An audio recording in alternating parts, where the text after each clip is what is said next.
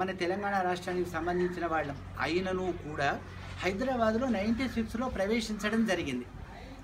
మాలో అంతఃకరణాలలో పరిశుద్ధతను ఆపాదించడానికి అన్నట్టుగా గురు మార్గాలు, గురుమంత్ర సాంప్రదాయాలు వ్యక్తిగతంగా మాకందరికీ ఎవరెవరో దీక్షలు ఇచ్చారు.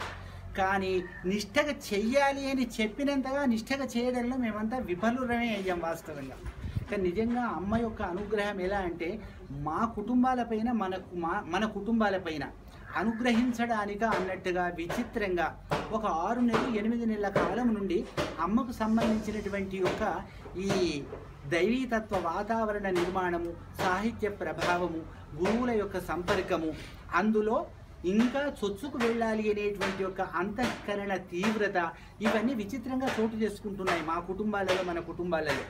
అందుకని మేమంతా మళ్ళీ అనుకున్నాం, ఈ సంవత్సరం అనుకోకుండా అమ్మనే పట్టి లాగుతుంది మనల్ని సేవ చేయడానికి, చేయించుకోవడానికి కాను. కనుక 100% పరిశుద్ధంగా ఉండాలి, పవిత్రంగా ఉండాలి అనుకుంటున్నాం. 1% కూడా 100% న్యాయం చేయలేకపోతున్నాం. కానీ ప్రయత్నాన్ని ప్రబలం చేసుకుందాం అనుకున్న కారణానికి లోబడి విచిత్రంగా ఒక 16 నెలలు అమ్మ మంత్రంలో 16 అక్షరాలు ఉంటాయి కనుక ఆ ప్రతి నెల ఒక చతుర్దశి నాడు అమ్మకు ప్రీత్యర్థంగా చేద్దామనే సంకల్పం జరిగింది. అనుకోకుండా ఈ నెలలో ఈ రోజు చతుర్దశి నాడు ఇక్కడ కార్యక్రమాన్ని మనం ప్రారంభం చేసుకున్నటువంటి కార్యక్రమం చండీ హోమము.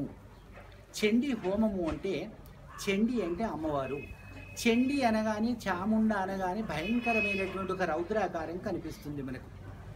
అయితే మనకి ఏం వింటామంటే అమ్మ బాబోయ్ చండీతత్వం, చాముండాతత్వం అంటే అది కోపరూపము, అది ఒక ఉద్విగ్నమైనటువంటి భయంకర రూపము, అది మనము అనుగ్రహాన్ని పొందవశమా, అమ్మను మనం ఆ రకంగా పిలువవశమా, సరిపోతామా అనేటువంటి ఒక భావన మనకు చోటు చేసుకుని ఉంటుంది అంతఃకరణాలలో.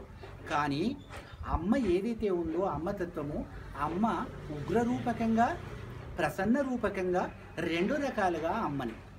ఎందుకంటే జన్మ ఇచ్చినటువంటి తన శిశువును, సంతానాన్ని రక్షించడానికి అమ్మ ఏం చేస్తుంది? వాడికి వాతావరణ ప్రభావం చేత రొంప చేస్తే వైద్యుడు వచ్చి మాత్రను వాడమంటే వాడు తాగనని మారాన్ చేస్తే 2